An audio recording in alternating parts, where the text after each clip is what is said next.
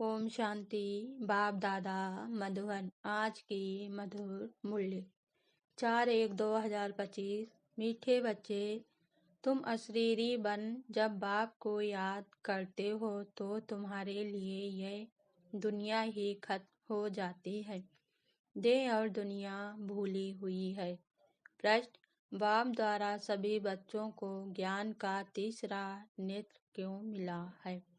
उत्तर: अपने को आत्मा समझ बाप जो है जैसा है उसी रूप में याद करने के लिए तीसरा नेत्र मिला है। परंतु यह तीसरा नेत्र काम तब करता है जब पूरा योग युक्त रहे, अर्थात एक बाप से सच्ची प्रीत हो, किसी के नाम रूप में लटके हुए न हो। माया प्रीत रखने में ही विघ्न डालती है, इसी में बच्चे धोखा खाते हैं। गीत: मरना तेरी गली में। ओम शांति। सिवाय तुम ब्राह्मण बच्चों के इस गीत का अर्थ कोई समझ ना सके। जैसे वेद शास्त्र आदि बनाए हैं, परंतु जो कुछ पढ़ते हैं उसका अर्थ नहीं समझ सकते। इसलिए बाप कहते हैं, मैं ब्रह्मा मुख द्वारा सब वेद शास्त्रों का सार समझाता हूँ। आज के मूल्य से मुख्य पॉइंट: जब शरीर में आती है तो पाठ शुरू होता है, फिर एक शरीर छोड़ दूसरे में जाकर प्रवेश करती है। मूल वतन में नहीं जाना है। जब शरीर छोड़ते हैं तो ना यह कर्म बंधन ना वह कर्म बंधन रहता है, शरीर से ही अलग हो जाते हैं ना। अभी भी तुम ब्राह्मण कुल भूषण अच्छी रीति समझा सकते हो, वह तो जानते ही नहीं कि पीस किसको कहा जाता है। महात्माओं के पास जाते हैं कि मन की शांति कैसे हो।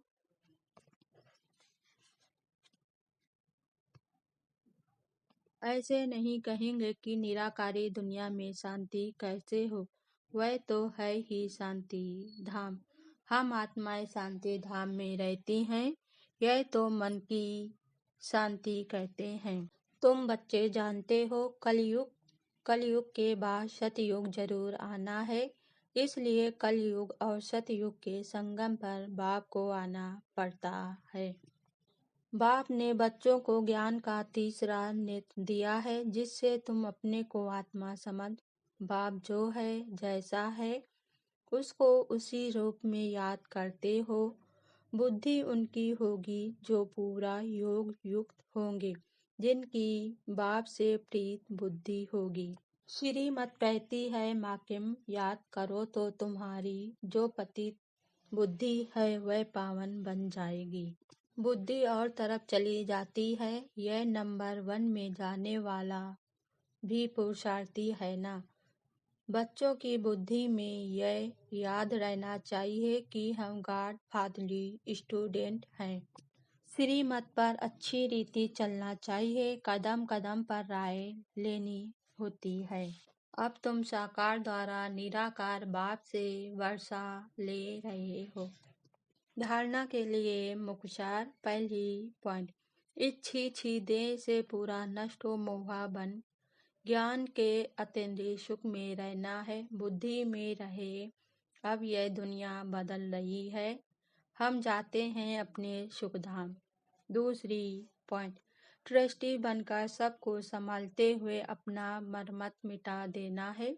एक बाप से सच्ची प्रीत रखनी है, कर्मेंद्रियों से कभी भी कोई विकर्म नहीं करना है। वरदान आज बाबा ने दिया। ब्रह्मा बाप समान श्रेष्ठ ते श्रेष्ठ तकदीर बनाने वाली परोपकारी भव। स्पष्टीकरण: श्रेष्ठ स्मृति और श्रेष्ठ कर्म द्वारा तकदीर की तस्वीर तो सभी बच्चों ने बनाई है। अभी सिर्फ लास्ट टचिंग है संपूर्णता की व ब्रह्मा बाप समान श्रेष्ठ ते श्रेष्ठ बनने की। इसके लिए परोपकारी बनो, अर्थात स्वार्थ भाव से सदा मुक्त रहो। हर परिस्थिति में, हर कार्य में, हर सहयोगी संगठन में जितना निस्वार्थपन होगा उतना ही पर उपकारी बन सकेंगे। सदा स्वयं को भरपूर अनुभव करेंगे, सदा प्राप्ति स्वरूप की स्थिति में स्थित रहेंगे, सर्व के प्रति कुछ भी स्वीकार नहीं करेंगे। स्लोगन बाबा ने दिया, सर्वस्व त्यागी बनने से ही सरलता व सहनशीलता का गुण आएगा। अपनी शक्तिशाली मनसा द्वारा साकार देने की सेवा करो। यह साकार देने की सेवा निरंतर कर सकते हो, इसमें तबीयत व समय की बात नहीं है। दिन रात इस बेहद की सेवा में लग सकते हो। जैसे ब्रह्मा बाप को देखा, रात को भी आँख खुली और बेहद की साकार देने की सेवा होती रही। ऐसे फालो फादर करो। जब आप बच्चे बेहद को साकार देंगे तो नज़दीक वाले ऑटोमेटिक साकार लेते रहेंगे। इस बेहद की साकार देने से वायुमंडल ऑटोमेटिक बनेगा। ओम शांति।